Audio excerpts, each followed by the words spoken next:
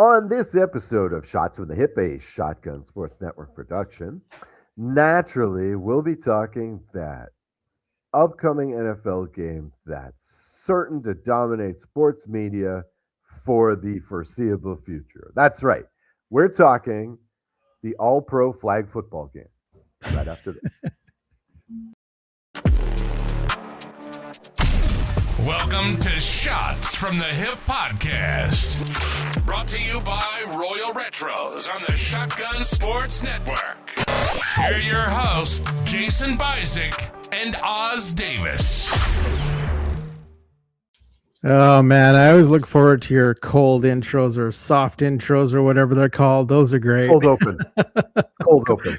Cold open. Cold open. Yeah, well, I thank you for the appreciative chuckle there. I think that really sold that joke. I don't know if it landed, but the laugh track helped. So, I legitimately thought you were talking about the Super Bowl. What? Wait. What's that? The Super Bowl? That's coming? Yeah, wow. It's some little game that they play down in America somewhere. Nice. So, we're going to open things up. He, of course, is Oz, and I'm Jason. Welcome to episode number 3.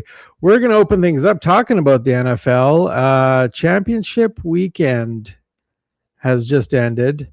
Well, by the time you see this, it's going to be 2 days old now. But, what were your thoughts? Okay, going into this weekend, I really felt that. I mean, I saw nothing to change my mind that the NFC Championship game would probably be the Super Bowl. And you said that last week. Yeah, and I really there's nothing that swayed me from that opinion. No. Obviously, the better two teams on Sunday were both in the NFC. I don't know. We'll talk about that Rams-Seahawks game momentarily. But in general, I mean, it's not like the Patriots particularly are not a good team. Because they are. But this kind of harkens back to those years in the 80s and even to some extent the 90s, where every so often you would get a surprise team, right? Almost any time the Giants were in the Super Bowl, it was at least a minor surprise. I don't remember one season where the Giants were the prohibitive favorite to win the NFC. I really don't. I honestly, and I've been following football for too long for me to discuss without becoming embarrassed. So, usually when the Giants come in, I mean, even a few years ago when the Bengals made the Super Bowl, I'm sorry. I mean, yeah, Joe Burrow, national champion with LSU. Okay, I get it. But nobody was expecting that. Nobody had that, even when the playoffs started and Cincinnati was on a run. You think about St. Louis, Tennessee. I mean, yeah, the Rams were a monster, but Tennessee, they weren't supposed to be there. And I think this is one of those. Now, was that the year the Rams went to the Super Bowl with a grocery store clerk as a quarterback? Yes. Kurt Warner, ex NFL Europe, in fact, ex Amsterdam Admirals quarterback. Yeah. So, for those who love Europa, American football, Kurt Warner is the success story of that league. So in that respect. Good for the Patriots. One wonders, historically speaking, about Drake May, if you believe that history repeats itself, and if you believe that Drake is all he's cracked up to be, although in the playoffs, they're not exactly a machine in these playoffs, this offense. But is he? I mean, because you could say, okay, Brady, especially if the Rams were in the Super Bowl. Oh my God, the parallels.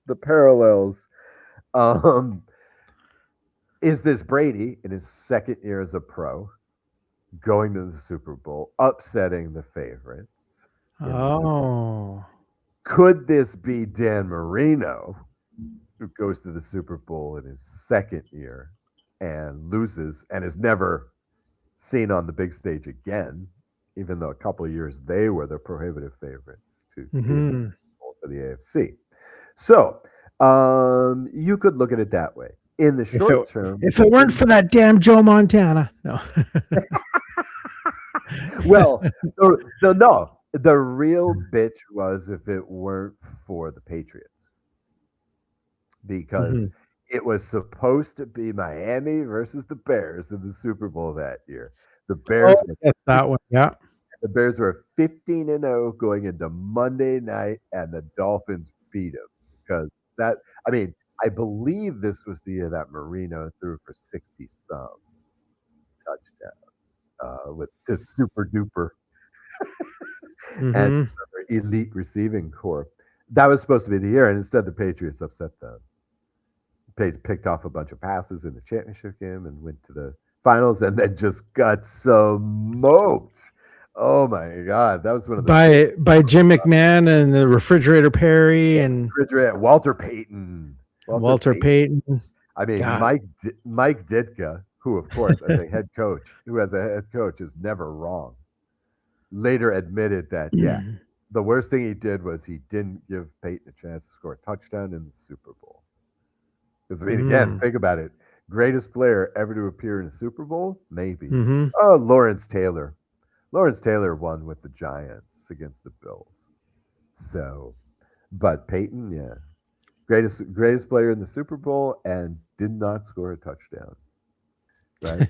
Sometimes everything just comes together. After watching this year, it feels like the Eagles last year were the defending champion Eagles. It felt like a real lightning in a bottle season. Barkley, the franchise running back, has his best season ever. Jalen Hurts has a monster playoff run. Of course, he always does. The defense, I believe. Oh no, that was the year they faced the Chiefs, but they were close to setting a mark for sacks, quarterback sacks. They were very high up there on the all-time chart.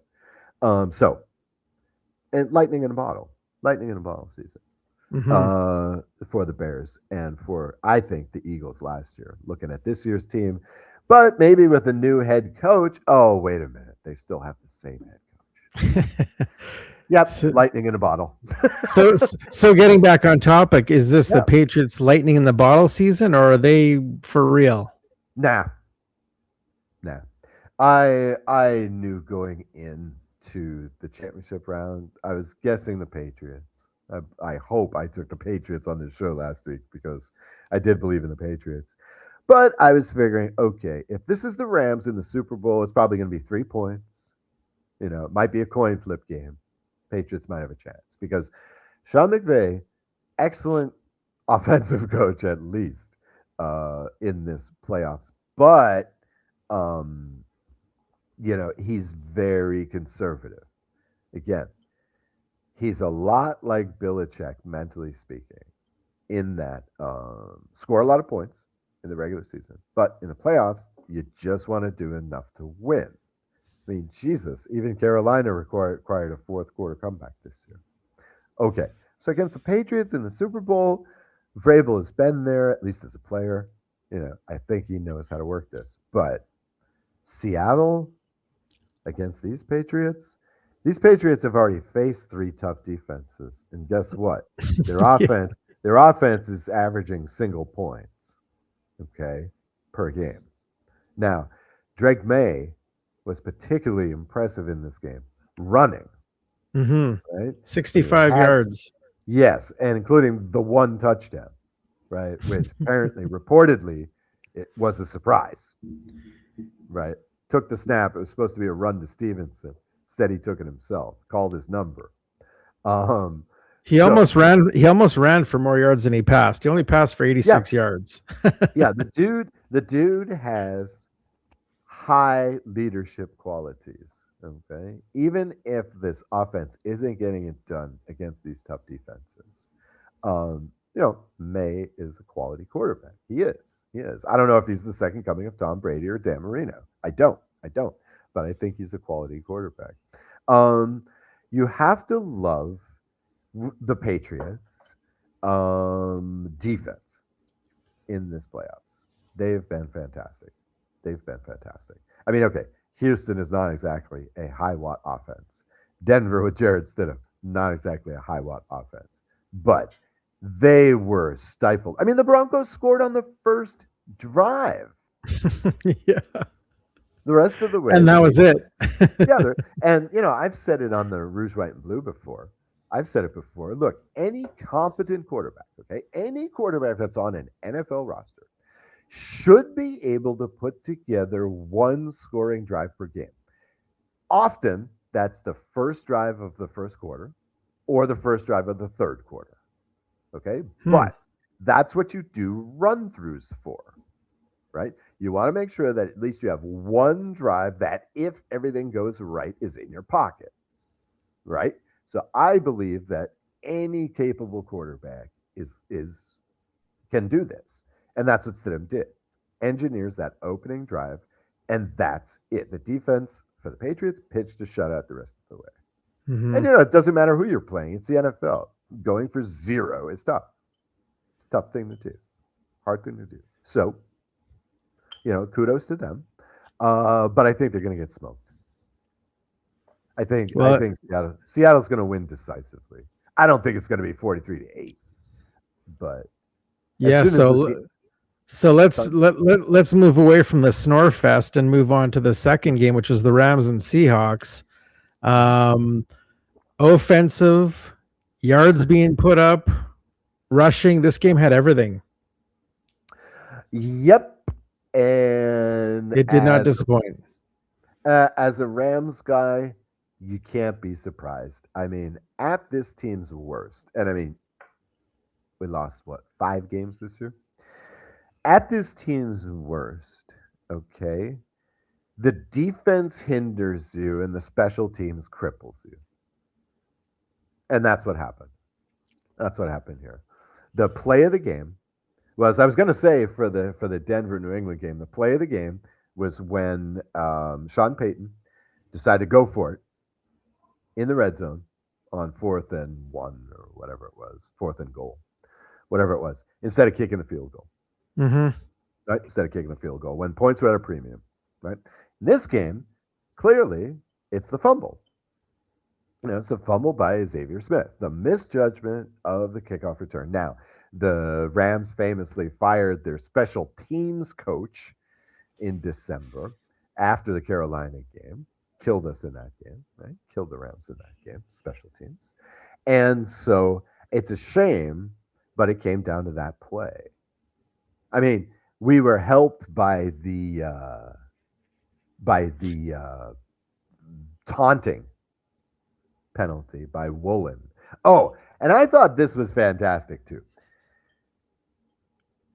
One of the parts that's going to be lost about this game was the tremendous troll job by Sean McVay.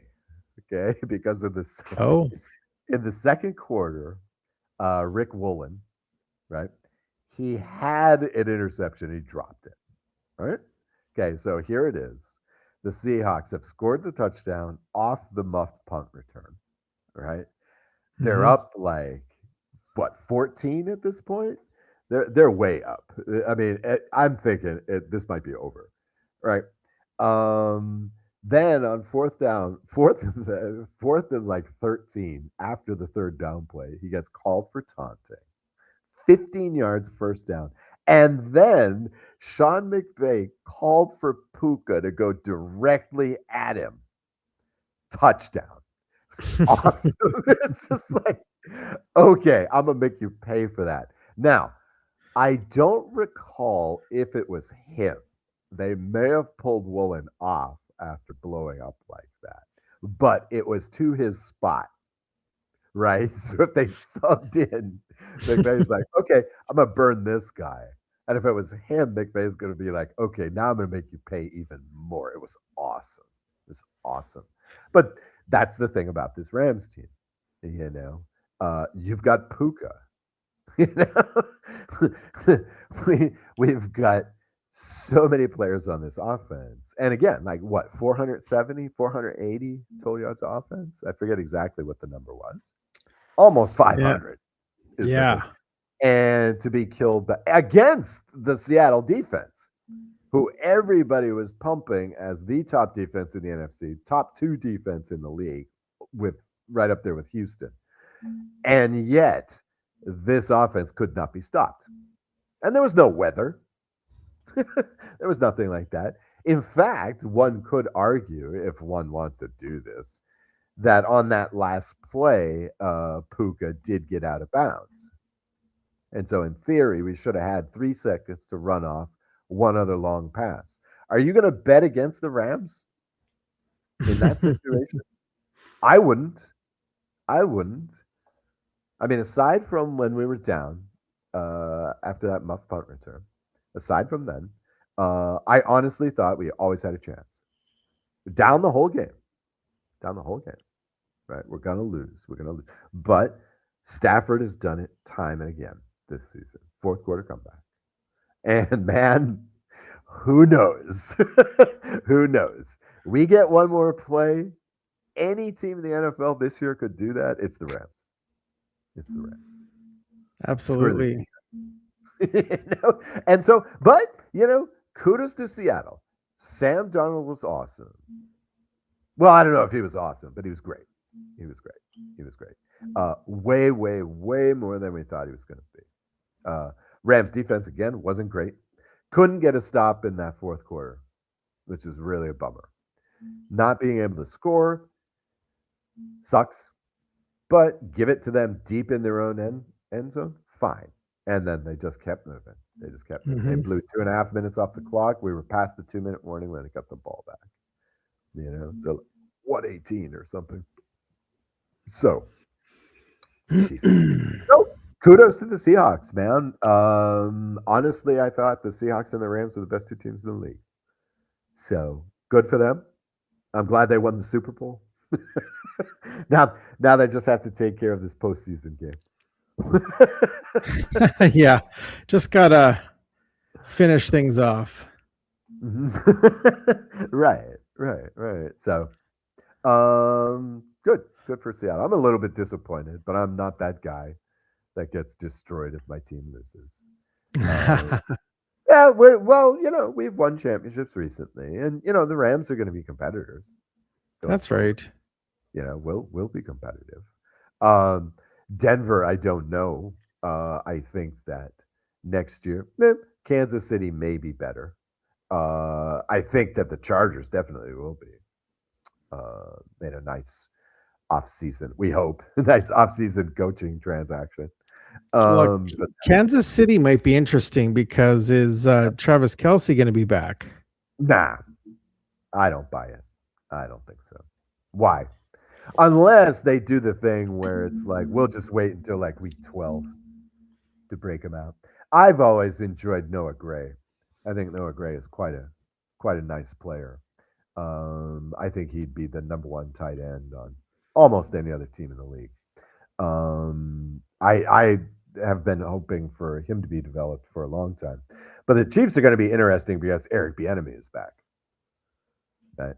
He's the guy that worked the Magic before when they went on that run and won a couple of Super Bowls and appeared in many Super Bowls, went to 5 straight AFC Championship games.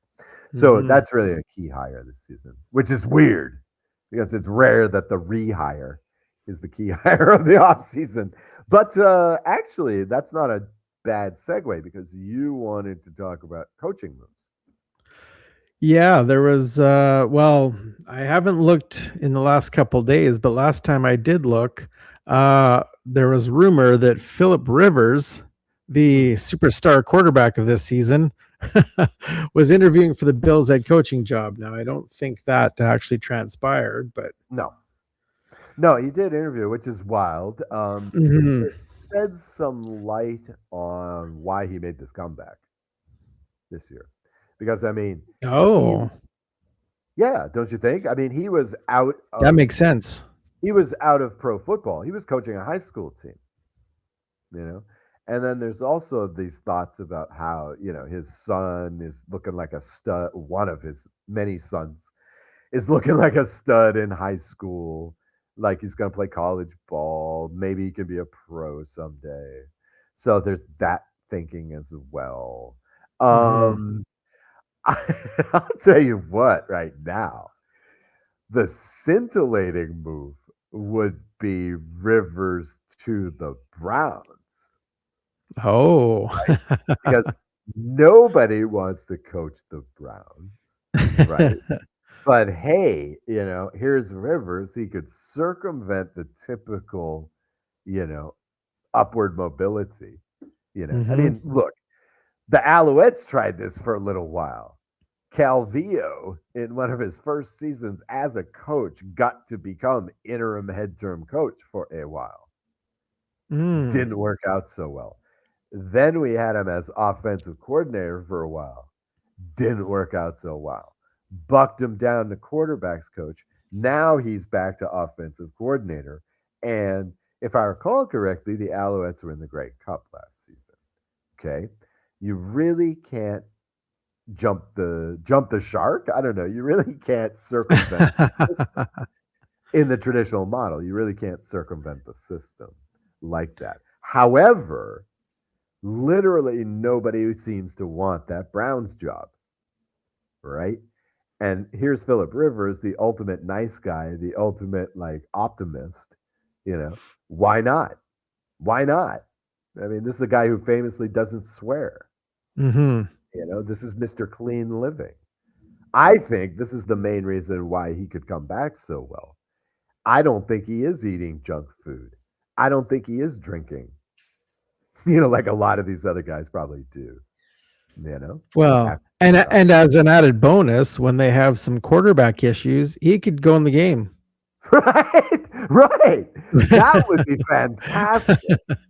Player Uh, player coach in the that would be great. NFL. Wow. Haven't seen that in almost 100 years. That would be fantastic. Wow, that's funny. That's funny. But yeah, Yeah, I mean, why not? But really, I mean, if you want to talk about coaching, okay, Jesse Minter, head coach in Baltimore, mhm, okay.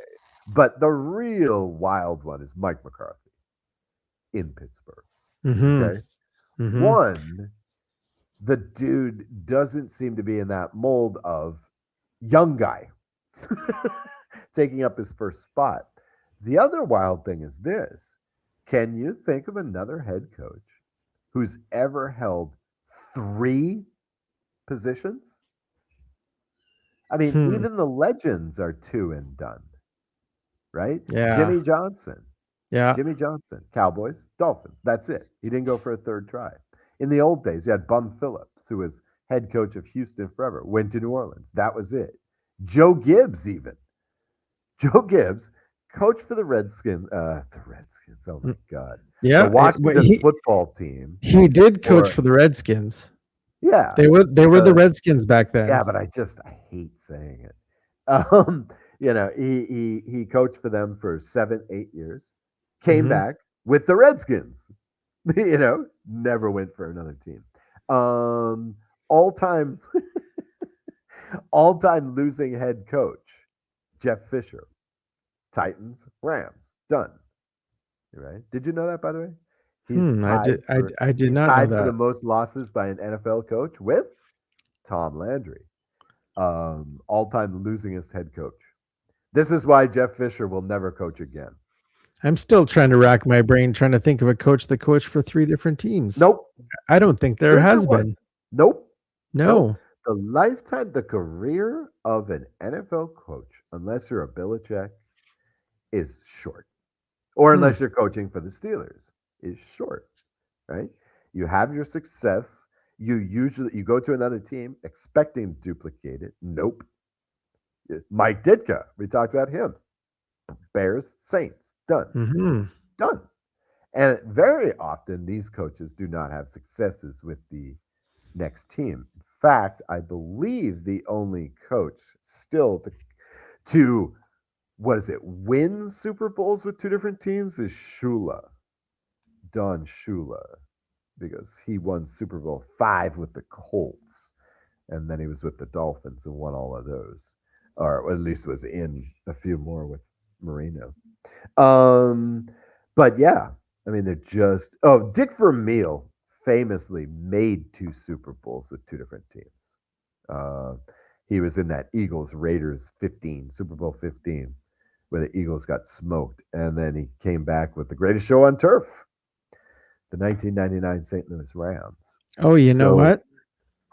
So I just looked it up. okay. Bill Parcells has been with 4 teams. Oh, right. Parcells. Yep. So was Marty Schottenheimer Okay. and Pete Carroll. Yeah. Yeah. But does this past Raiders season really count? I mean, you're a Raiders fan. Does it really count? Oh, that's offside. Where's my flag? Well, I mean, it's kind of like Uh, the lost Patriots season when Jared Mayo, awesome player, awesome Patriot, terrible head coach, was the head coach. Does that season even count on Drake Bay's resume? yeah. What was it? You had the Jaguars had, oh my God, what was his name? The college football legend who came into the Jags and like started the season 1-7. The the only win they had was in London. Who was that? I forget his name. He was the only coach ever to be fired within his first year as head coach. I mean, does that season really count? Did that really happen? Not a So, full season, so I guess not. I mean, yeah. I mean, so okay, but it's rare. It's rare. Yeah. And what's even rarer is success. I mean, I guess with that second team, I guess Parcells is a bit of a freak here. And oh yes, I do remember Schottenheimer because my rant with him was always this: check out his record, and literally it is wild. His first year with the team is his best year, and every subsequent year they get worse. It's wild. Start at the peak, decline, fired. Start at the peak, decline, fired. It's wild. All 3 times he did that. Makes the playoffs his first year, double-digit wins, and then nothing. So, gonna be interesting, but I do not have high hopes for Pittsburgh. There's also that connection. Does this mean you have to keep, 57-year-old Aaron Rodgers? Yeah. This is the coach with whom he won the Super Bowl. Right? Oh, that's right. Do you have to keep him? Do you have to keep him around? And if you don't, who the hell do you have at quarterback? Mike McCarthy has never known a bad quarterback. So what are you going to do? What are you going to do when Jared Stidham is your quarterback next year? Mac Jones is your quarterback. So that'll be interesting, let's say. But I don't have high hopes for McCarthy and the Steelers next year, to be honest. You also have here. We also have on the agenda Mr. Mendoza. Fernando. Yep. Before you go there, I just wanted to ask you. I noticed. I'm looking at the news, and I noticed that the Chargers have hired McDaniel as offensive coordinator, Miami Dolphins ex-coach.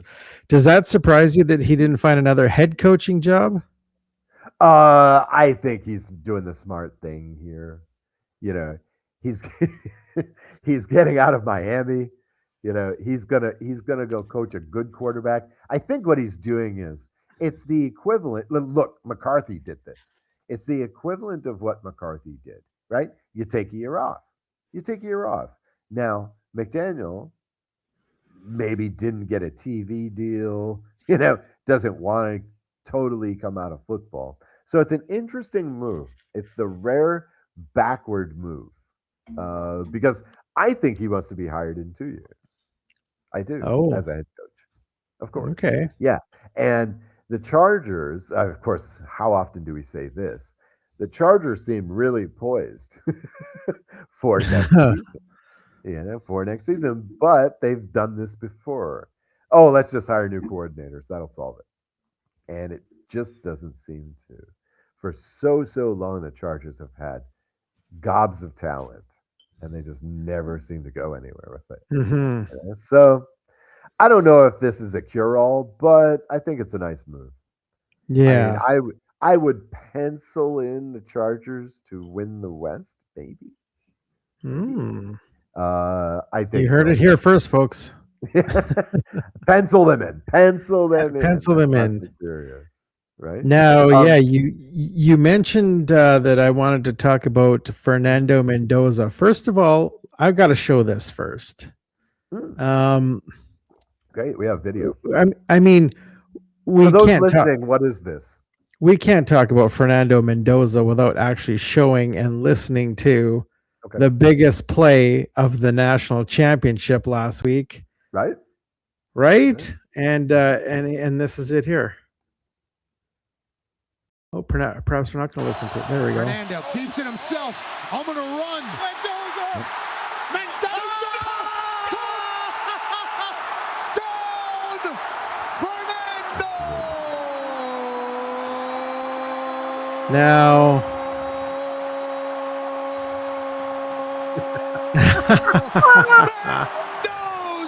oh my goodness. The Raiders are gonna hire that guy to do play-by-play. Now, I can't tell you how happy I am that this guy's going to be a Raider. Mind you, different if it's a different game. Well, yes, but and okay, so this, is not exactly like a high. Well, it's going to be a highlight reel film, but only because of the importance of the game. Doesn't look too pretty. Doesn't look too pretty. But thinking back again on those NFC Championship games, at key points, this is the same play that Drake May and, incredibly, Matthew Stafford ran at key points in their games. Mays went for the touchdown. Stafford's kept us alive with a fourth down. Surprise. Draw. This is becoming a skill for quarterbacks. I mean, our boy in Buffalo has made a career out of this. It's the return of the quarterback draw. Yeah. So, in this respect, it's a nice skill. I mean, the hurdle is going to be the height thing. The hurdle is going to be the size thing. I also thought it's interesting that, like Phillip Rivers, hey, maybe he should go to Cleveland where quarterbacks go to die. Like Phillip Rivers, Mendoza is a big, clean living guy, right? I mean, Jesus, is he married or is he engaged to like his high school sweetheart? Like he's known this girl since grade school? I mean, this is a nice guy. And he's going to Las Vegas.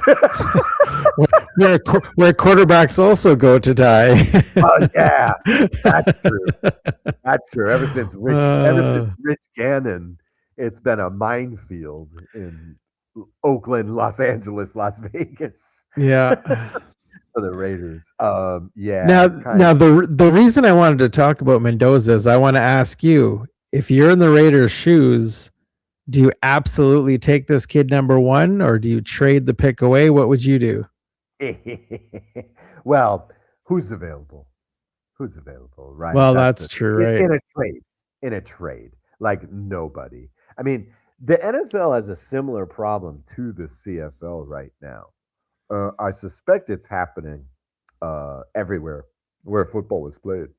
There's a dearth of franchise quarterbacks. There's a dearth of superstar quarterbacks. And this is the point where in the professional leagues, you need your backup more than ever. Right? That's the thing. Mm-hmm. Look, we almost had Jared Stidham in the Super Bowl. Right? You don't need a perfect quarterback. Mm-hmm. San Francisco has been a Super Bowl competitor with a classic game manager quarterback. Jalen Hurts, he's another one. When he's had success is because he's running the system perfectly. You don't have to be Tom Brady. Mm-hmm. Right? You touched on this last week too, yeah. Right. But you do have to run these days. The position demands it. Again, like Stafford kept us alive. May won the game on this kind of play last weekend. So, I mean, again, your ceiling here is Russell Wilson, I think. It's a similar situation, right? Can run if he has to, very creative on the draw, but small. He's going to have to live by his wits. He's going to have to live by he's going to have to, the smarts, the football smarts is going to be big for him. Like it is with any little quarterback. You have to. So, yeah, you do it. You pull the trigger. Sure, why not? I mean, the truth is, to properly answer that question, the answer is, what does Tom say? Right? Because that was the thing. True. I don't know if you saw this at the championship game. There was Brady, there was Davis, there was president of football operations and GM. Right? Gee, I wonder why they're there. In fact, this is about the least surprising sports headline I think I read all week. Mendoza declares for the draft. I thought this was done. I thought he knew that he was going to. He did. He had no idea. Oh man. Wow. Okay. Maybe he isn't so much into clean living. If he really didn't know that. Come on now. Yeah. So let's go on to a little bit of CFL. Let's talk about my favorite CFL team, the Calgary Stampeders, a little bit, and 3 players who are going to potentially be NFL players this season or next season. Yeah. I wanted to touch on that. So number 1 draft pick, wide receiver Damian Alford, of course, the worst kept secret in the CFL that he's going to go to the NFL. I said that after watching his first game. Yep. He's to me, this is Alex Singleton all over again. I mean, you remember Singleton? He was also a Stampeder by Calgary, right? And oh god, I remember in the first game. Okay, Alex Singleton, he's a linebacker. In his first game, twice he got called for offsides. Right? He was so jacked up to be playing in this game because he was a guy who, for some reason, nobody drafted him. People are sitting there going, "Why? Why isn't he drafted?" And he played that first season. He had Rookie of the Year. I think he won Defensive Player of the Year. I think he won Outstanding Canadian, at least on defense. He was awesome. And then all he did was go to the NFL, play in a Super Bowl with the Eagles, almost got to another Super Bowl this year with the Broncos. I mean, he's been fantastic. And that's kind of what Alford looks like. Alfred looked really great his first few games up until his injury. I feel after his injury, he didn't seem the same to me. Yep. So it's going to be interesting. Yeah, but this might be a situation where you're rushing back. The NFL might not have more expertise in the medical area, but they probably have more resources. So if there is a fixable physical problem, you have to believe that it will be. So you're positive about that. But I like Alford in this situation because there's kind of this problem in the social medias, just one, about the CFL, which is these American guys can't wait to pile on and go, the NFL is better. And the truth is, what I always say is, look, the CFL is basically about a bunch of guys who are a couple of inches too short, few kilos too light, or a step too slow, right? And that's basically what it is. It can be argued that at some positions, especially on the defensive line, more athletic ability is required in the CFL, right? If you're coming a yard off the line, Your footwork has to be better as a defensive lineman, right? You have to get that jump. You have to hit those gaps, right? Like defensive linemen in the NFL don't necessarily have to do, right? But Alford, again, here's a guy. It's like Singleton. How did this guy get missed? 6'5", like 230 pounds. I don't know what that is in kilos off the top of my head. About 95 kilos, I want to say. Big guy. He can play his NFL size. So I think that the Saints and the rest of the league are going to find out what a Canadian receiver looks like. It's just, the TV show The League came up with a good one. And this actually ties into Mendoza.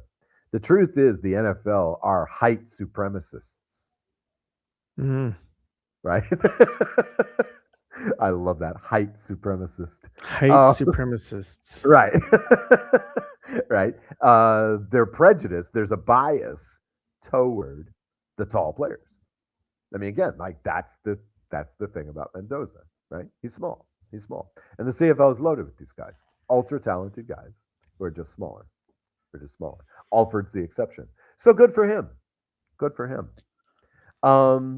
I'm just looking up. I quickly looked up Chase Claypool because when you say Canadian receivers, I immediately thought of him. And I'm looking to see how tall he was. He's 6'4". Yeah. See. So that's another, tall Canadian receiver. Yeah. In fact, I'm kind of surprised that more CFL corners, like secondary guys, don't make it to the NFL. But on the other hand, I guess there's a million corners out there. It's every receiver in college who's too short, right? They just convert them to corners in America. So it's unfortunate because there's a lot of good secondary players in the CFL. That don't have the height supremacy problem and could play in the NFL. I think. But again, good for Damien Alford.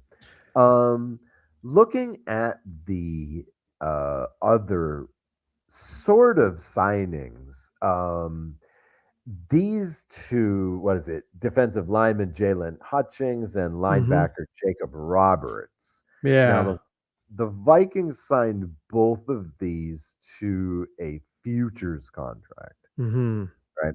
And so I'm not sure what that means. Well, really what this is it's an invite to training camp. Oh, okay. Right? So it's like, yeah, we'll give you a contract probably, right? So it's like they're hedging.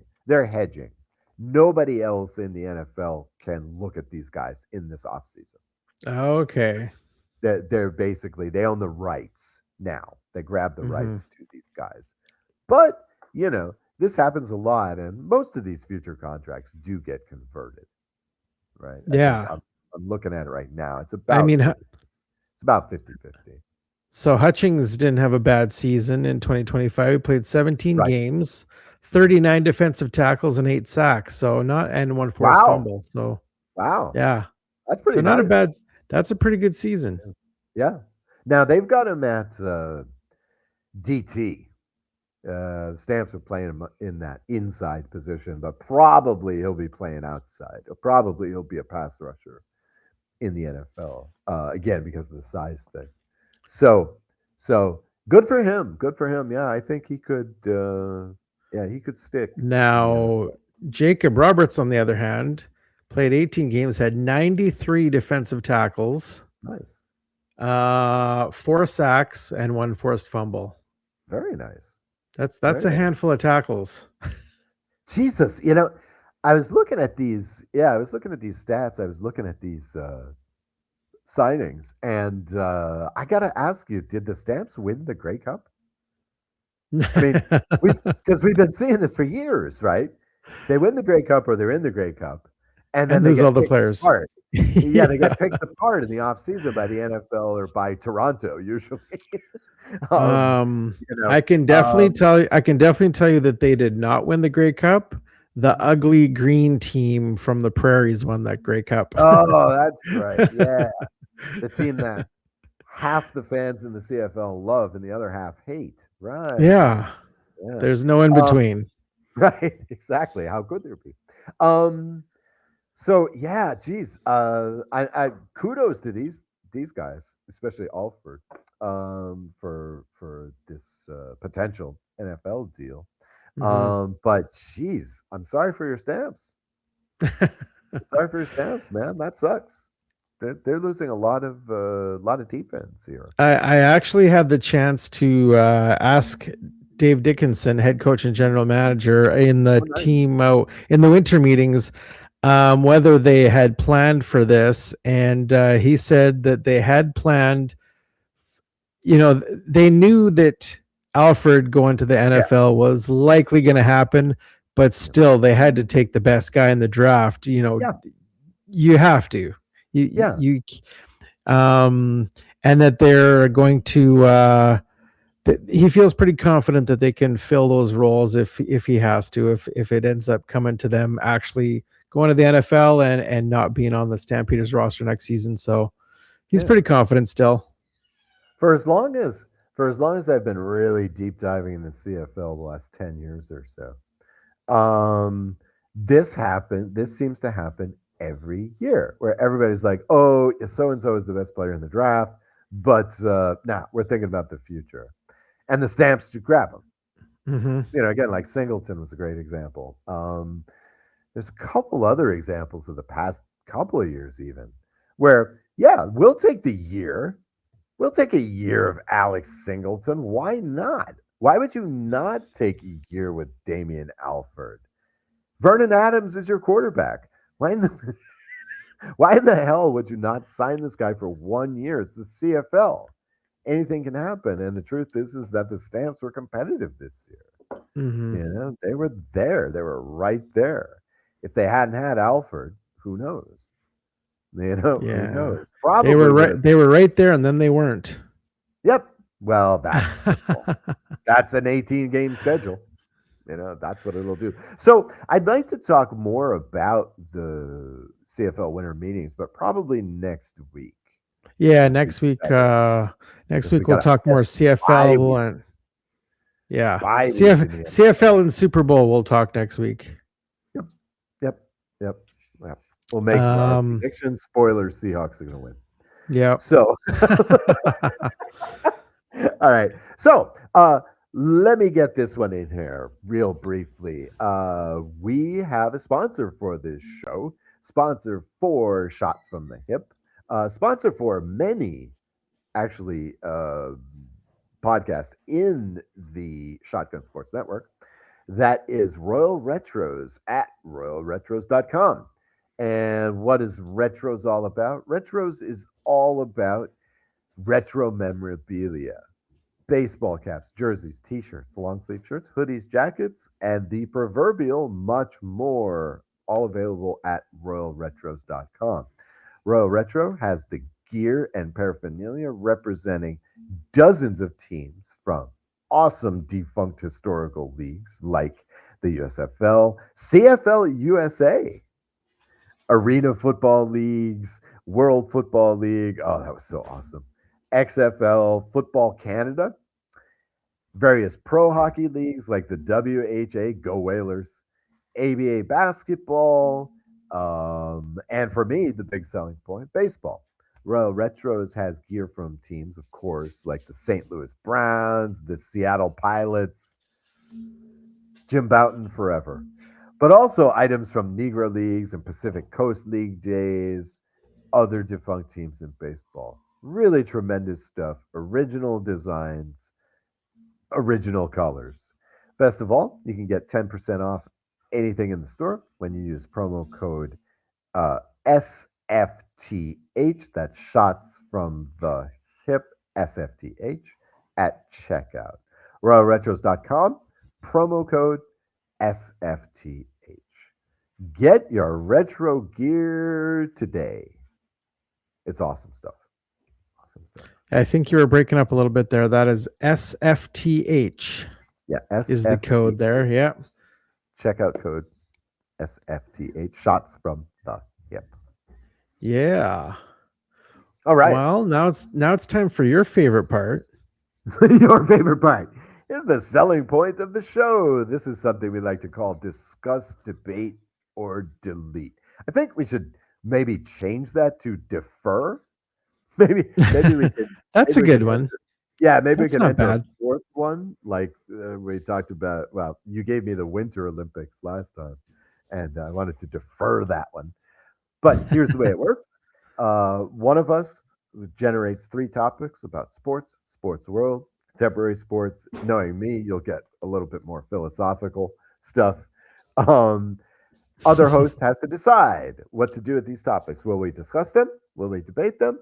Or will we delete/defer them until a later date? Topics for Jason to consider for this week. Topic number 1. What are the major NHL storylines for a noob like me to watch for as the season heads down the home stretch and as NFL fans are looking for a way to fill those weekends? Question number 2. We introed this one last week. Question number 2. Better movie, Creed or $1 Million Baby? Also, better sports movie, which may or may not be the same thing, Creed or $1 Million Baby? Finally, question number 3. What are the best and the worst professional sports to attend live? I like this question. Mm-hmm. So, because I have a fresh take on it. Now, I have a feeling I know where you're going with at least one of these topics, based on the swell Las Vegas Golden Knights gear you've got on there. Very nice. Yeah, so this was an easy one to pick. Okay.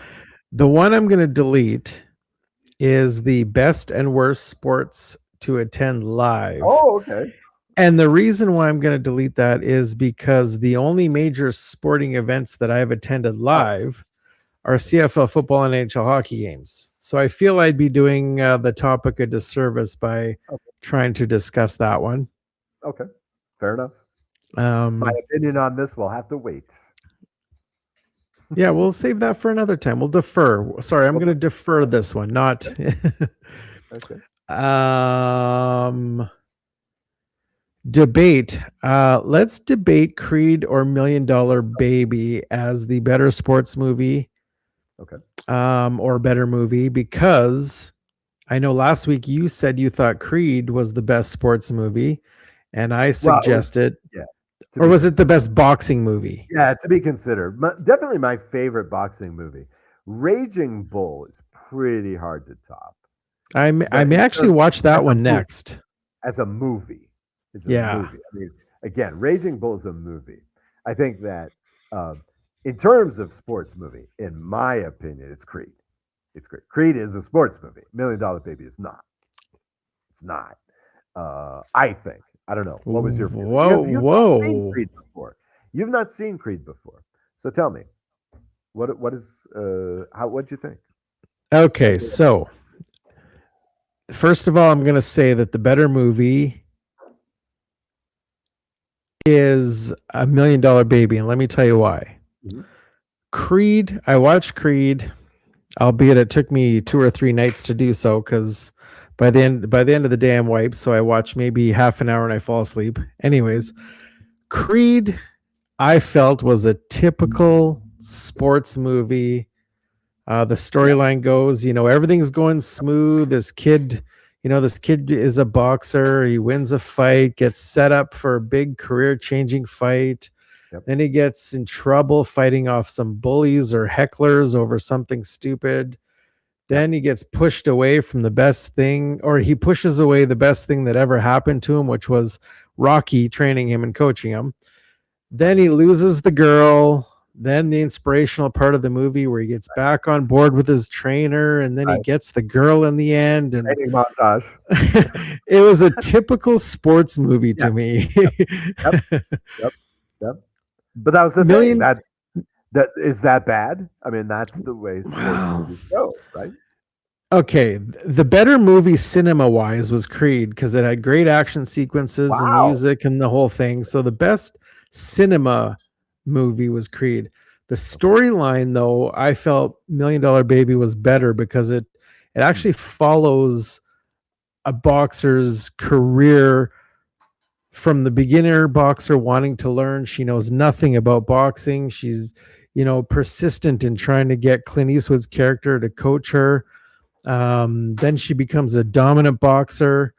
Then a tragic event happens that ultimately takes her life. Spoiler alert, if anyone hasn't seen it.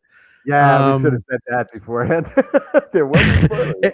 Essentially, in the end, the man that figuratively brought her to life was the same man that ultimately takes her life away.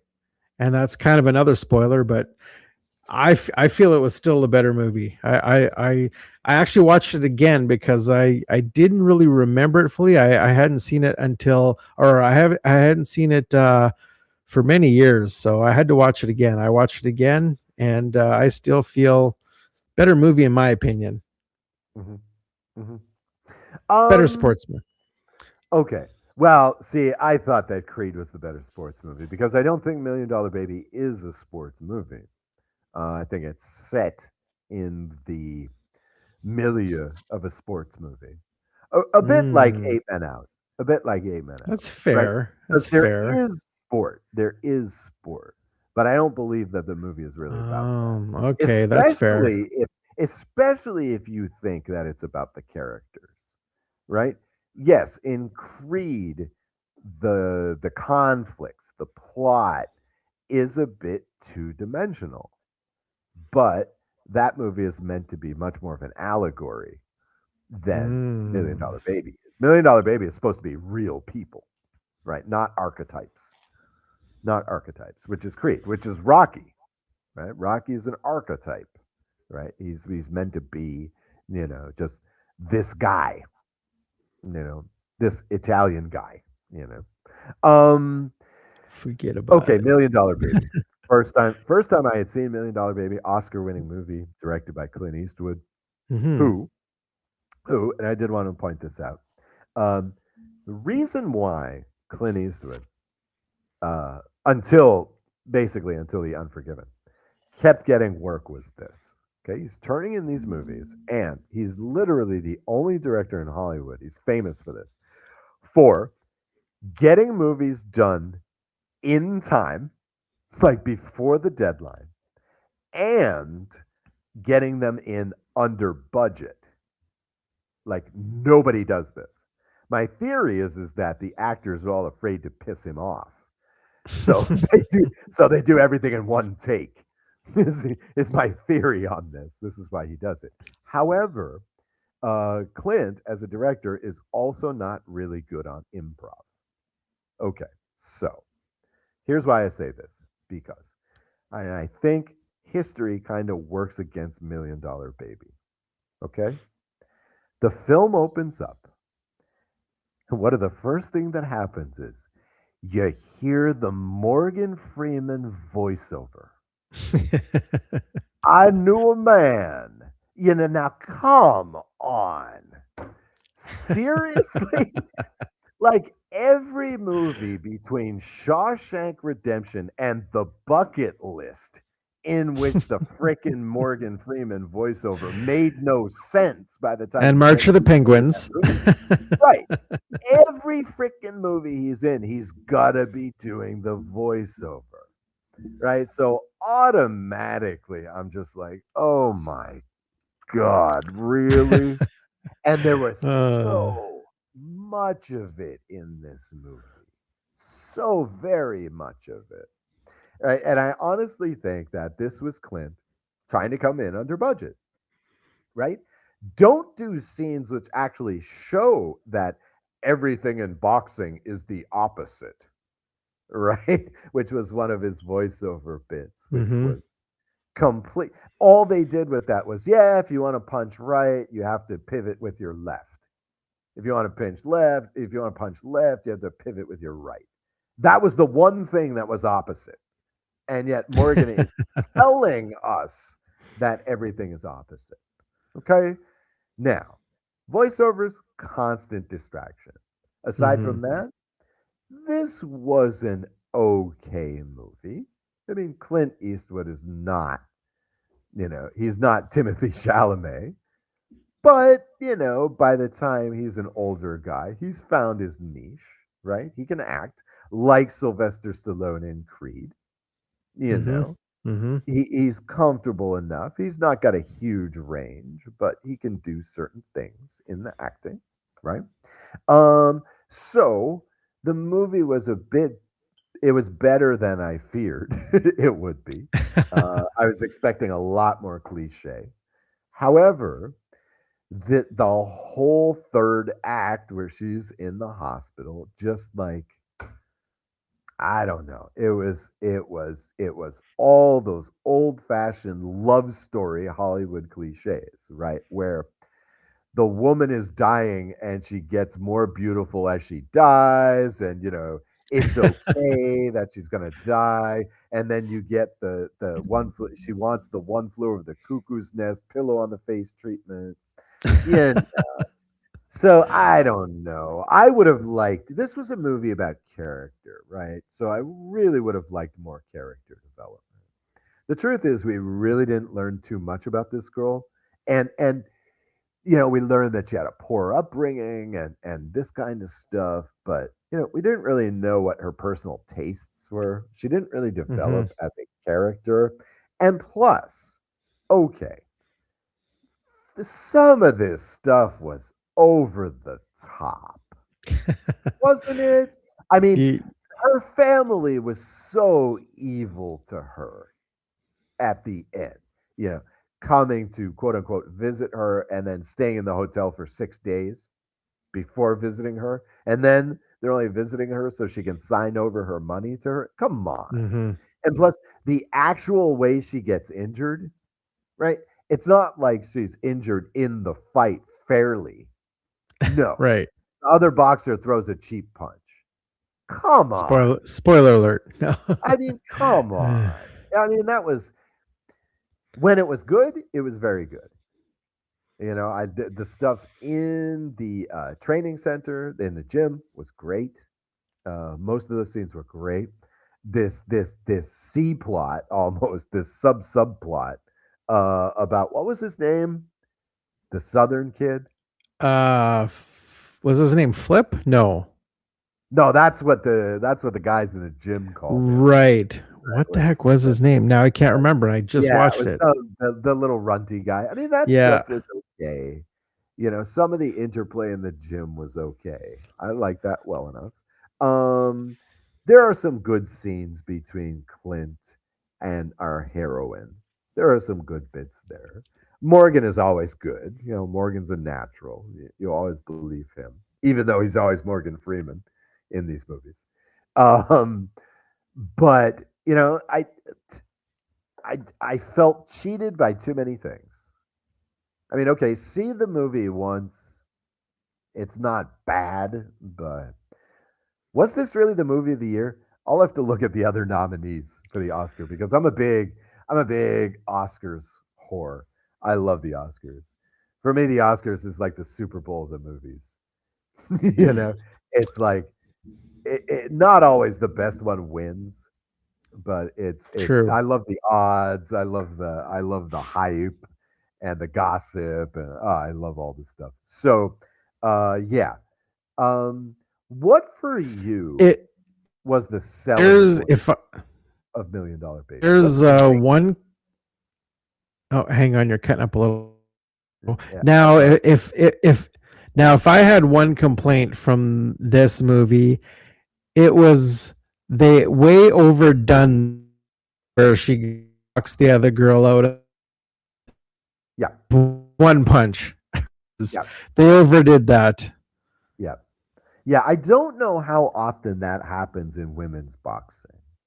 I mean, the Yeah. only guy that really did this, except for Ivan Drago in Rocky Four, the only guy that really did this was Tyson. And it's only because he was punching so damn hard and so fast. And, I mean, again, it's not being sexist, but just biologically, no one else has been able to do this like Tyson did so far, except for Ivan Drago in Rocky Four. Those are the only two guys that could do this. right? So I don't think that she could knock somebody out with one punch like that. Sorry. Yeah. But again, it's like this is what happens in the bad sports movies, right? Is that everything in the sport becomes extreme, right? Like I love this in The Natural, right? You watch this movie, The Natural, with Robert Redford, right? This guy, greatest hitter of all time, whatever. Okay. Every time you see him batting, he either strikes out or hits a home run. Literally. Literally. Right? And that's kind of what bad boxing movies are reduced to. You're either getting hit in the head or you're hitting the other boxer in the head. Right? I mean, literally, that's what happens. I actually liked this bit when Clint was telling her to cheat in the match against Britain. Right? Oh, yeah. This girl, where he's like, yeah, go for the sciatic nerve, right? I actually like that because it showed like another aspect of boxing. But, oh, yeah, that was another thing, too. This thing with the Irish robe Nickname? and the Irish Yeah. persona, right? Okay, fair enough. I mean, Jesus, House of Pain did this in hip hop, right? They said, oh, all of a sudden we're Irish now. You know? Okay, fair enough. You take that. But I do not believe that a British crowd is going to rally around Gaelic language stuff. Yeah. Sorry. New York, Why not? Boston, sure. Ireland, absolutely. And all they would have had to do is just put the fight in Dublin. Mm-hmm. You know, that would have been the play, I think. And then, you know, show yourself, you know, your name is Fitzgerald. You show yourself as sympathetic to Ireland. Okay. That would have been an easy fix. Right. But so that really kind of like, I was like, Jesus, Clint, come on. This stuff didn't happen that long ago. You know, I mean, like, have some history here. Okay. So let's see. I just wanted to get this in here really quick. The other movies up for Best Picture that year. This was in 2005. Yes, for the 2004 movies. $1 Million Baby, The Aviator, right? The DiCaprio film was in there. Finding Neverland. Oh, yeah. Ray, which is the Ray Charles biography movie. And Sideways. I still have not seen. So, yeah, that was not the favorite. So, yeah, you can see why $1 Million Baby won. There was a run there after Unforgiven when Clint really became the darling of the Academy Awards. He won the Best Director award in this Academy Awards for $1 Million Baby. Let's see. Best Actress, was our heroine up for this? She was not. Okay, a lot of big names were up that year. Cate Blanchett won that year. So, not surprising. Kate is another darling of the Oscars, but she is awesome. So, okay. So, all right. Well, you know, mixed feelings on those movies, I guess we can say. I agree to disagree. But worth a watch, right? We can say. I mean, you can not bad movies for the general public. So yeah, enjoy Creed, enjoy $1 Million Baby, enjoy them both. Yeah. All right, so I guess we're going to discuss NHL storylines. Right. Okay, tell me. NHL storylines for a noob to watch for as the season heads down the home stretch. Yep. Number one, two-time and back-to-back champion Florida Panthers fighting for a playoff spot right now. Yep. I saw Will they claw back and compete for a three-peat? Storyline number two to watch out for is the tight Western Conference race. Now, 8 teams out of the Western Conference will make the Stanley Cup playoffs. Right now, your top 3 are the Colorado Avalanche with 79 points. Yep. The Minnesota Wild with 68 points. Yep. And the Dallas Stars with 67 points. The next 7 teams range from 62 points to 55. So it's a tight race to finish out the other 5 spots.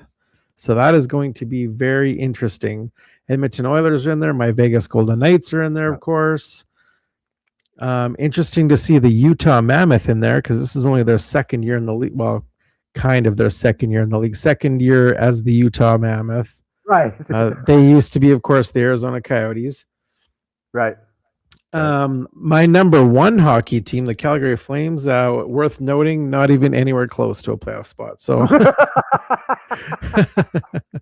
yeah, Calgary is going to end up number 1 pick in the draft, right? You got the touch. Well, there. no, they're not even smart enough to do that. They are actually winning some games, which is putting them out of contention for that, of course. So, storyline.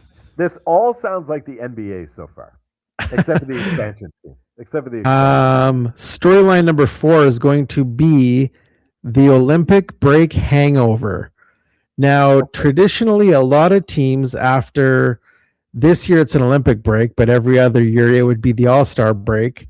A lot of teams have a hangover after this break and start to decline very rapidly. The Calgary Flames is famous for it. They're already apparently in mid-hangover, but it happens with a lot of teams. So it'll be interesting to see what happens after this break, especially this time.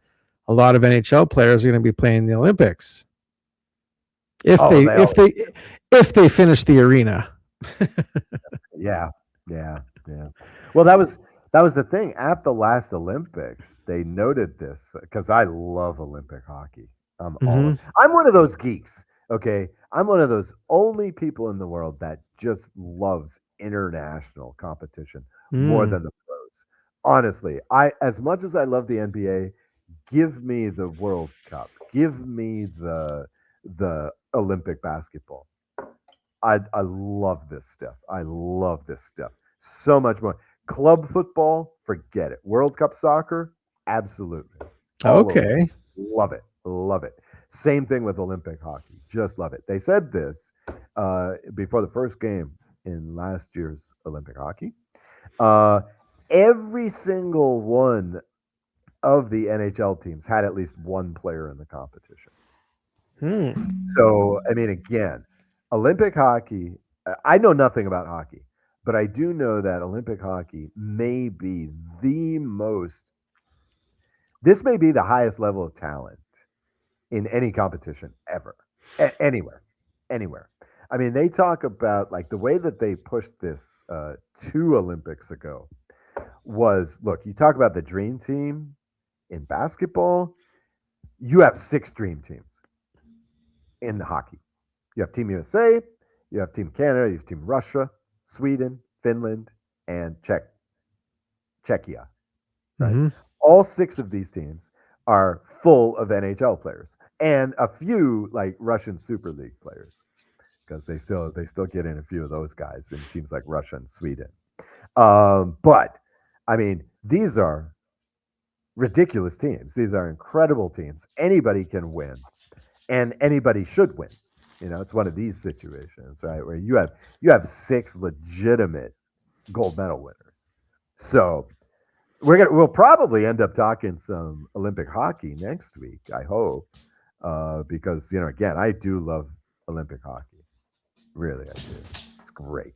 Greatest thing to watch. So, okay, now you say that there's this hangover. On the other hand, you also say that there's 11 Western teams in contention for 8 spots, right? So some teams may be hungover, but I mean, even if you are, you could still make the playoffs in the West, right? Yeah, it's very tight. So yeah, it depends how it shakes out. So now, who's coming out of the East besides not Florida? Does it matter? Out of the East, does it matter? You know, I honestly have to say I don't pay much attention to the East, but let me have a look. Toronto is not doing very well this year. So the Tampa Bay Lightning are leading the East with 70 Oh, points. Jesus.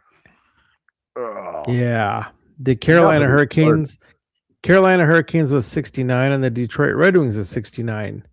After Okay. that there's a pretty big drop off and it goes down to Buffalo. Yes, Buffalo. The Wow. Buffalo Sabres with Wow. 63. Nice. Yeah. It would Actually, there's be 4 pretty- teams with 63. This might work out pretty well for a city of Detroit. You could have the Wings in the final and the Pistons in the finals this year. I don't know much about the Tigers, But not the Lions. no, not the Lions. And you could also see Buffalo losing in the playoffs in 2 leagues this year too. Yeah. But I don't think the Sabres will be as destroyed about it as the Bills. Okay, great. Yeah. I am looking forward to cheering against Florida, cheering against Tampa Bay. I really don't care who else wins. If I do have a favorite, it's probably the Kings. Because I moved back to Southern California that same year. That's the year the Kings won the cup. So technically my home team was Anaheim. The Okay. Ducks, but who's going to cheer for the Ducks? They may not be owned by Disney anymore, but some of us remember that they used to be. So yeah, I'm more of a Kings fan than anything else. But pretty much ever since that year, about 10 years ago, they haven't done a damn thing. Except disappoint. Yeah. But yeah, I went to go see them. Actually, went to go see them play. I love these. One of the great things about hockey is the new teams have excellent names. Golden Knights, fantastic. The Seattle Kraken, awesome name, awesome team name. The Utah Mammoth. And the Utah Mammoths is pretty cool, but the original name was the Yeti. It's just like, yes, what a fantastic name. But then somebody said, oh, this might be trademark infringement. So and apparently it was. Yeah, they had to change it. It wasn't so much infringement, but it's like avoidance of confusion with another product or something like that. Yeah. But I love that Utah Yeti because you have the alliteration, but it's not apparent from just looking at the letters. So that was such a great name. But the Mammoths is a pretty good name too. But I love these new team names. Oh my God, so great. Hockey has some hockey owners have some class in this regard. I love the hockey team names. What else? Next week we'll also be talking about that thing called the Super Bowl. We'll be talking about CFL, lots of CFL. We'll be doing more discuss, debate, delete, defer. And we'll have all the rest of the news from you here at Shots from the Hip. Well said. We'll see you next week. Let's get out of here. Let's get out of here.